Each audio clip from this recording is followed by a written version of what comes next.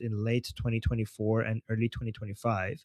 In April 2025, the Trump Organization announced a $3 billion partnership with a government agency to build a Trump International Golf Club and villas in Doha. And then we have the luxury jump, which is much more luxurious than even Trump is ever used to. Like, that's the kind of a plane that Trump, even though he's a billionaire, cannot afford to have. That's how expensive that plane is. And then we have, and shortly right after that deal, Trump signed a executive order providing Qatar with a NATO-like security guarantee, valuing U.S. defense in if the nation is attacked. So not only they're not making Qatar into a pariah state, they're treating it like a NATO ally. So it's just basically the opposite of what we are asking. Go on, enable anyone to say.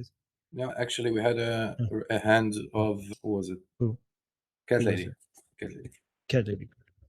Yeah, it's not new. I'm not sure why everybody is so surprised all of a sudden. China has been owning half of the US for the longest time and has influence in the universities and also has foreign immigrants and for like Chinese immigrants to the US which have this law that they have to report to the government if they ask them for. It's not new. It's not new. I mean, we didn't say it's new though. This much investment in Trump's family is new though. This much investment directly in the president is new. And also, what's new is buying out, like, investment directly in politicians rather than investing in American industries. That is not new. You're right. That is not new if you're just buying out companies. But this is like just, I mean, we never had a president in the United States where you could financially influence this directly. This is new. So yes, buying like sports teams and this company and that company and building this infrastructure and doing some partnership here and there. Yes, many countries do this in America, but just doing things that is this directly economically advantageous to the president, this is the first time.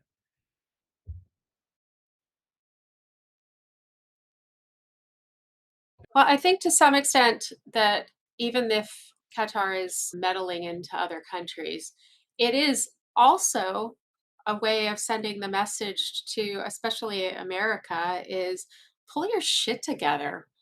I mean, seriously, stop letting this country, this tiny country, you know, stop being their bitch. I mean, really, just how, you know, teach your kids right from wrong, teach them that terrorism is bad.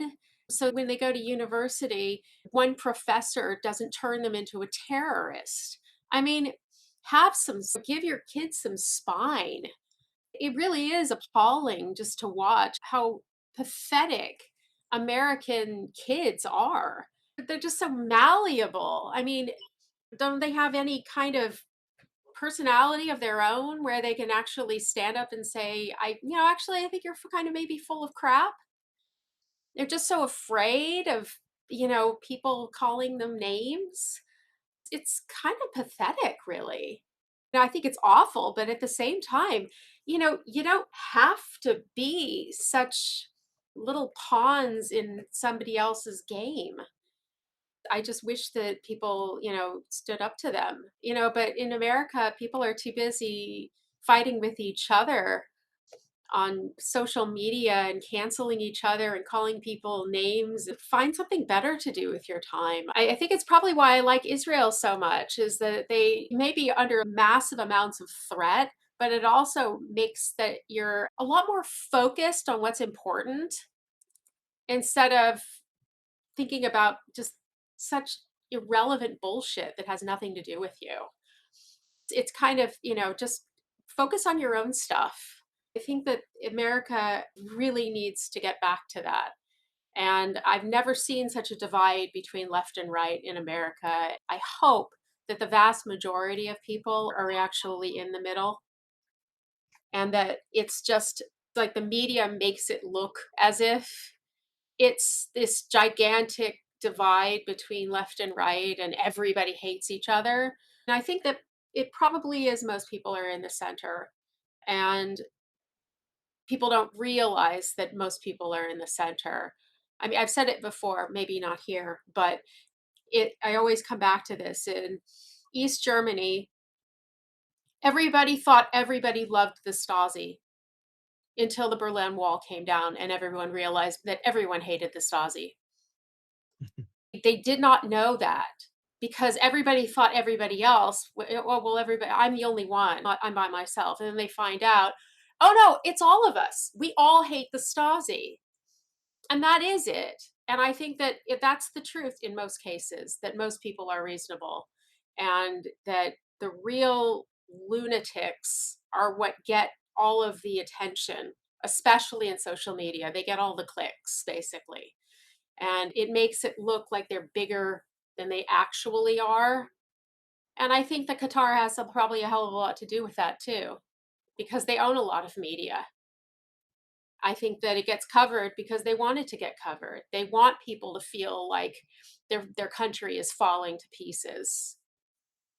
And it's just I think it's a mirage. I think the reason why Israel is like that is because Israel is fighting for its survival. So it doesn't have the luxury of losing focus on what That's what I matters. said.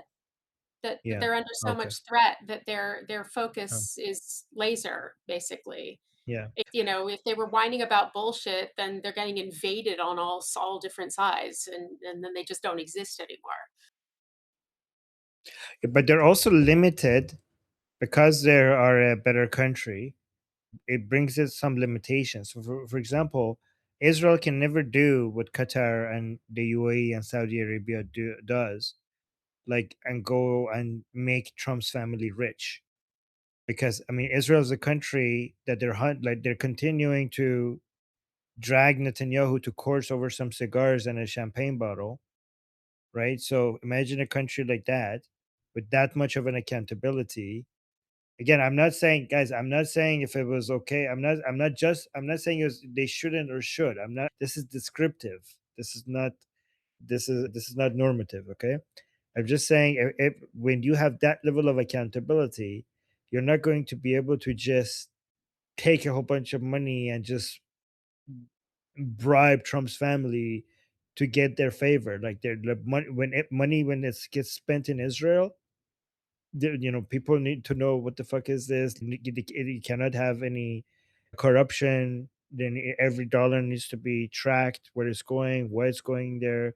People want to know where how their tax money is being spent, right? But yeah, Saudi Arabia and Qatar and UAE don't have to deal with any of that because they're not democracies. So that's what they get. That's why they get to buy American politicians in a way that Israel can't. And that's why these countries have much more influence in the United States than Israel has. Unlike what people who scream APAC, APAC think that Israel has so much influence. These three countries have more influence. Also, one more thing I want to add is that I think with this whole Somaliland situation, even if Israel gets to send just a few Gazans to Somaliland, like it doesn't have to be that big of a number. I think that would be a big win because it's we're normalizing sending Gazans far away from Israel. It's just like just to break that taboo. I think that would be a good start. You could just start with 100 people. Doesn't have to be make it meaningful difference. Just so that you just like start people getting like you will get some outrage. People will react to that. You will just tire people out. You basically send 100 people there, get some people to outrage, and then send another 100 people. Eventually, it will become such a repetitive thing that people will get tired of reacting to it, and then you make the numbers bigger. It's like making a frog soup. You don't throw a frog into boiling water. You just put it in normal temperature water and you start raising the temperature slowly, and it just stays in the water. He uses it a lot. It's actually true. If you throw a living frog into boiling water, it will jump right out. But if you just leave it into normal temperature water and slowly increase the temperature, it will just stay there and just boil with the water. Yeah. It's weird to me. You just did a whole episode of Nick Fuentes, and he's got a whole lot of problem with Jews, according to him, calling the shots and you know, filthing everything with all their filthy money. And I'm like, 1 billion point five. Aren't you going to say anything? And 1.5. Aren't you going to say anything? It's actually a lot worse with Saudi Arabia. So I was just mentioning Qatar because we were talking about Qatar. But I mean, Qatar at least Saudi Arabia is the enemy of Muslim Brotherhood. That's why we're not talking about them. But Saudi Arabia itself is one of the main reasons. There's two things that has made Trump's worth has increased from $3 billion to $5 billion in the past few months. Okay, so all his life he went up to 3 billion, and then within a few months he went from 3 to 5. And the main two reasons are Saudi Arabia and his crypto and his coin and his shit coin. Those are the two reasons why his wealth went from 3 to 5. So yeah, Saudi Arabia, like those numbers for Qatar, it's even bigger for Saudi Arabia's investments into Jared Kushner's private equity firm. And every time we ask him, if you ask Trump, like, isn't this a conflict of interest? He's like, oh, it's not me, it's my family. And like, okay, sure, really. I mean, isn't Jared Kushner directly involved in negotiating with Hamas? And I don't like so who's negotiating with Hamas? This is Saudi Arabia. And we know again, Saudi Arabia is not as bad as Qatar because they don't directly support Muslim Brotherhood, but they are now supporting the IRGC because they don't want the Islamic Republic to be toppled. So they're against the war between Israel and the Islamic Republic. So they are basically, even though they're enemies of Islamic Republic, because they don't want any war in the region, they're effectively working as a lobby of the Islamic Republic with this much access to the White House. So effectively, the Islamic Republic is the greatest one of the most powerful lobbies in the White House, indirectly through Saudi Arabia. What pussies? Why would you do that? Because your net worth went from 3 billion to 5 billion.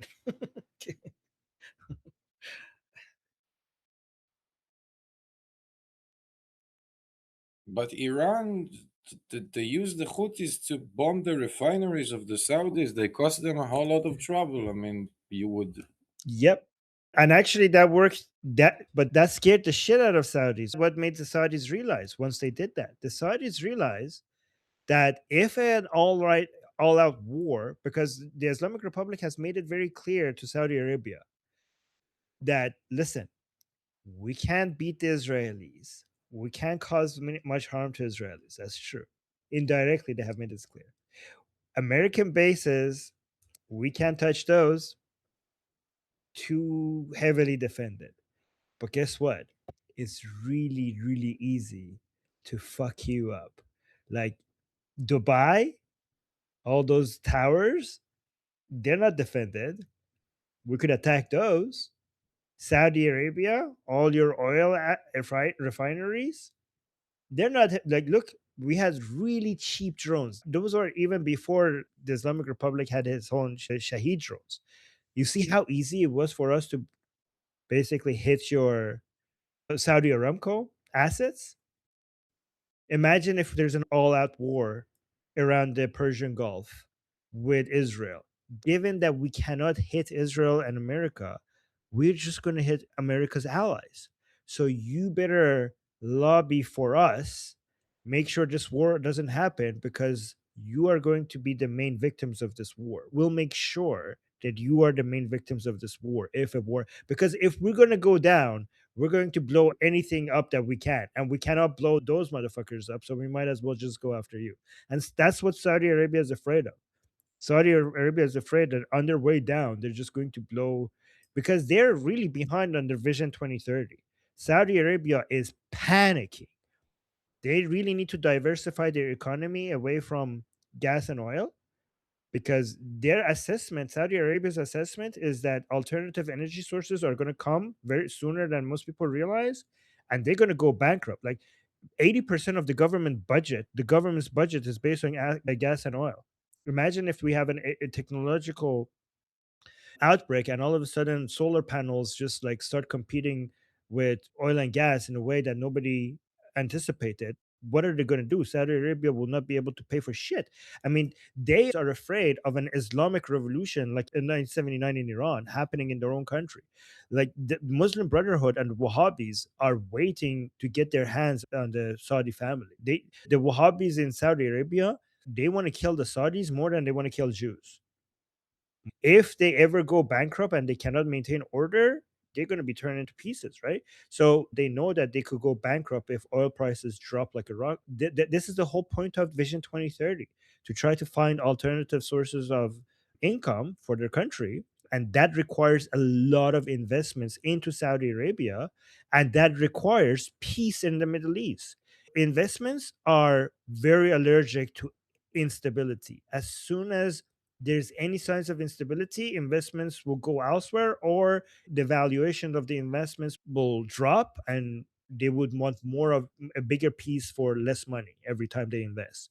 So that's why Saudi Arabia is very, very sensitive. This is why they initially were happy when Israel was going into Gaza and destroying Hamas, because they hate Hamas. But then they started getting annoyed when they saw how long it's taking, because they were like, oh shit, like we hated Hamas because causes instability, but now Israel is making this war last too long, and we don't want constant war in this area.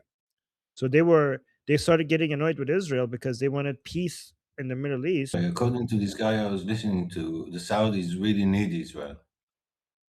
So that Because they need Israel, because first of all, they have realized that Israel is the king of the Middle East. That's what they realize. And like they just own this entire airspace around the Middle East. Okay, they own it, right?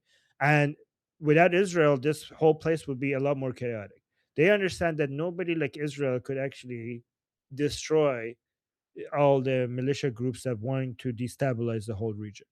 So they have accepted Israel as the king of this region. I mean, they've seen after October 7th, they just go anywhere they want. They just blow up whatever they want, and they go back home with very little consequences, especially after the Qatar bombings. Like they're like, these people like have no chill. And this is the language these Arabs understand. Okay. These yes, Arabs, the only language they understand is power and force. And they respect that. They might condemn it, the- but they there's also two things: respect. the Want to power, let but Cat also Lady jump in, respect. and then you Just go a after last word: power and respect. That's what they love. Yeah. Cat Lady.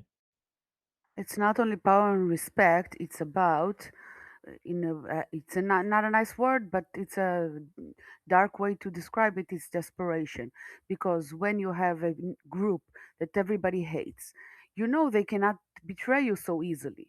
It's like we have this allyship with the Druze. Everybody hates us, everybody hates them. We're friends in in misery. It's a very good source of stability. You can count on such ally. It's also why the US can count on us. It's just the truth. What can you say? Yeah, Mansour Ashkar. If you haven't watched him, I mean, he's an Israeli Druze, good guy.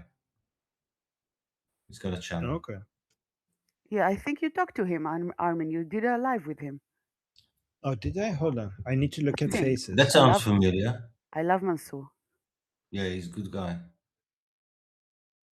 Did I do a live with him? Sorry if I don't. Guys, I'm really bad with names. Need to see Me people's too, me faces to too. But remember. I remember Oh him. yes, of course. He's I really love. nice. Yeah, of course. Yeah. I did the live with him. He's the Druze guy. Yes. Yes, I You remember love him. he was Okay. telling you You now, didn't see my live. You should go watch my live with him. yeah, I think I saw some of it. I can't remember now. It's a blur in my mind because I watched him in so many things. But Yeah. yeah, he told you about the Druze in Syria, right? In southern Syria. And Yes, that's what the live. yeah, yeah, yeah. That's the show I had with him. Sorry guys, I'm like, people think I don't take my guests seriously. I'm just really bad with names. I was very like, I learned a lot from him on the show. Yeah. So it was interesting because I wasn't sure about how. What do you guys think about Jolani? Because that's what I talked to him about the show. Because do you guys still think like you cannot trust him? I mean, obviously you cannot trust him, but do you guys really think that he's like? I think he's better than Assad for the region. Like I think this is a. I mean, you should never trust anybody like that, but I think it's better than Assad. It's all in your head. Why? Because Assad already has a signature, a stamp of I killed 500,000 people. You just wait to see what Jolani is capable of and how destabilizing the Syrian continent, the Syrian piece of land is dangerous, and you just watch. Let's Yeah, but just that's sit the and watch. nature of Syria, not Jolani. I think Jolani wants the Saudi Arabian model. I think he wants to be more like Saudi Arabia rather than ISIS and Al Qaeda. I don't I go trust with what Manfred says. I don't What? trust him, and I don't know whether he was behind the assassination of the Americans or not. He could have told them that that was going to happen, and he said that it's only the beginning. That he's just like that he said that there shouldn't be American troops being put in that position in Syria. They shouldn't have even been there. And it's only because they're trusting him, and it's like, and they're not. You can't trust him. He's like, he's ISIS. That's what Mansour says. He's ISIS, and he's But not. but He's not changed. He's ISIS. but it's not a matter of trust. It's a matter of interest. I'm not talking about trusting him. Obviously, you cannot I trust anybody. I Yeah, but don't it's a think matter of that. interest. Well, I'm Well, just you kind of can't. going after what Mansour says, and he's just like, Yeah, it's ideological. It's nothing about statesmanship I or don't even think. trying to further any kind of like a free Syria or a good country or any like. He's like, he hates non-Muslims and he wants to kill them. That is basically his position on I the disagree. I disagree. I think there are certain people who are that ideological, but based on what I've seen, on average, even the most radical Muslims, if at some point they have to choose between power and wealth on one side and Islam on the other, they often go with the power and wealth option. And I'm not talking about trusting this guy. I'm talking about looking where he is right now. It is based on what would work for him to get rich and powerful and bring stability to his power, is to demonstrate to the West that we have stability in Syria. So killing Americans or instability in Syrians will work against his personal interests. Again, I'm going based on game theory, not based on trusting anybody. But yeah, go on. Sorry, you want to say something? It's unpredictable. He's going to play the game till he doesn't want to play the game. It's not someone that loves the West, okay? And the West can't really, yeah. You don't Same need with to I, love I the ISIS. don't West. You think just I don't yeah. think that you should look at him as a logical actor. Yeah, He's exactly. not. I don't think that he is. You say that Why? he wants stability for Syria in order to be recognized by the West. Syria is a shithole, and the West is looking to recognize anything in Syria that looks a little bit like it's okay, and that is the truth, and not the other way around. That there But is that. Syria being a shithole doesn't demonstrate what they want. Obviously, I'm not saying he's going to succeed. Obvious, he could want a stable Syria for himself and still fail because Syria is a shithole. Listen, it But depends what? how you define stability, because it was much easier for the West to stabilize Syria with Assad. Assad was a classical dictator. Whether if it's he liked money, he liked pretty women, cars, and prestige. You can buy someone like this. Al Julani is driven by you can't buy him. No, no, no. Jolani is more motivated by money and power right now than Allah Akbar, in my opinion. He's more like a Muhammad bin Salman than a Baghdadi right now.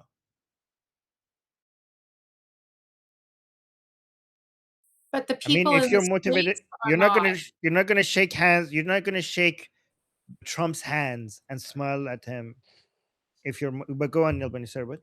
The people that put him in power, it's not like he conquered, Syria by himself. All those crazies, all basically his band of ISIS terrorists that put him in power, they're going to expect him to be ISIS. And as long as Yes. and he's basically playing Mm. both sides right now. So yeah, maybe he as a person wants money and puts on a suit and wants to look normal or whatever, but it doesn't really matter as long as the people that put him in power are there. And the fact is that when they killed those three Americans, they were celebrating in the streets of Damascus. His He's Okay, so he, the he's people. gonna get the the American people, okay, arms. so there's we're mixing multiple different things with each other. Okay, so the people who put him in power were Turkey. The people who are keeping him in power is like Saudi Arabia and Trump, right? So all of these actors are anti-ISIS. Turkey, Saudi Arabia, Trump is anti-ISIS.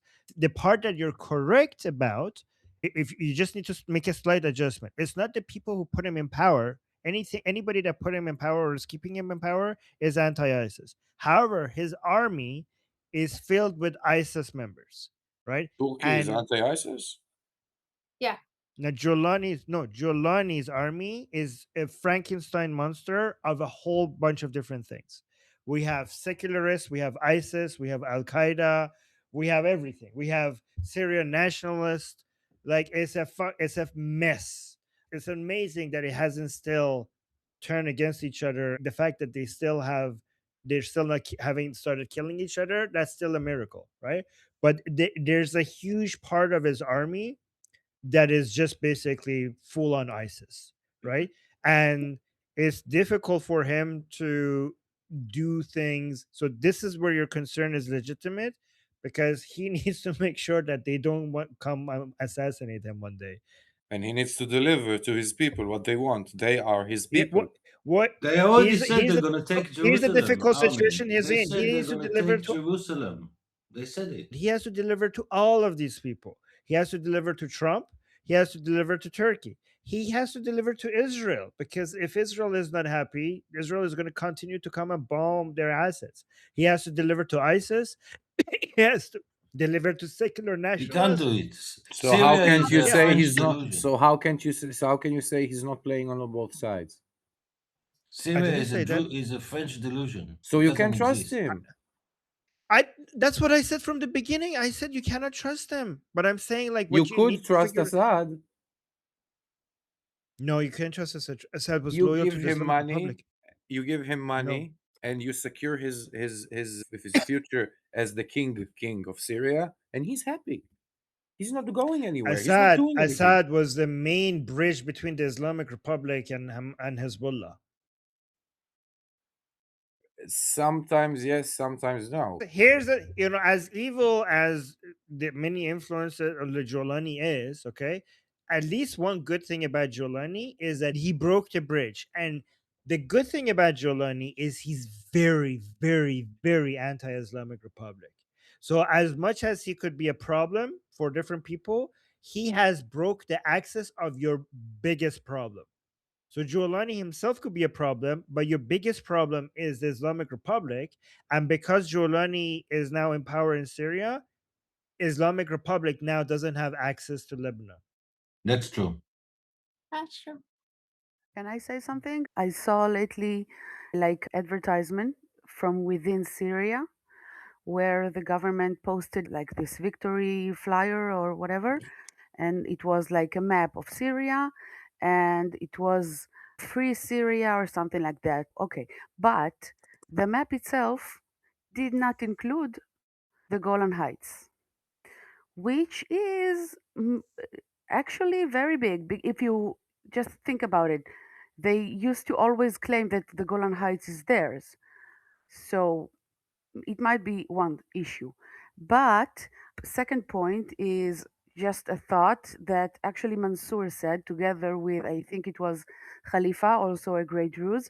They said, just imagine what if, like, we know Jolani was in the American prison for a couple of years. I think 10 years, I'm not sure. What if the CIA managed to flip him? We don't know. I wouldn't hold my breath on it. I mean, his army, as you know, the thing is that all of these people, the reason that they're not killing each other yet is because they're really focused on going out there and killing the Christians and the Druze and then rolling over the border and killing Jews. So, I mean, they're not killing each other yet because I think they're more focused on killing other people. I don't know how long they're going to be allowed. I don't think that they're going to be held back for much longer. I think Giuliani really wishes his men would stop killing Druze and Christians. But I really do think that because it is in his best interest.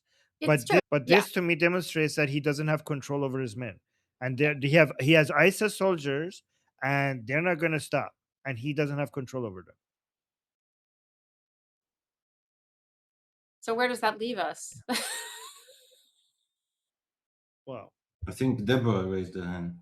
with reality. Deborah, It leaves Deborah, us with reality, us guessing what will be and all the hidden motives of everyone. It's not promoting us to anything.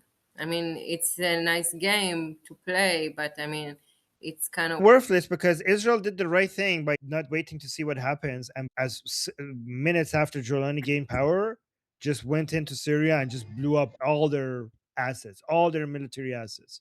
And like, we're not gonna wait around and see who's gonna gain the upper hand. We're just gonna this is our Yes. opportunity to basically fuck like destroy everything. So that was the right thing to do. But yeah, go yeah, ahead, Deborah. obviously, because reality is just the facts, what's happening on the ground. So opinion, speculation, guessing, nobody has time for this. right? Let's hear Deborah. Deborah. Yeah, I feel like I don't think he can be bought off like the others. I think he's a liar and he's doing what he can. He'll take whatever money and use it.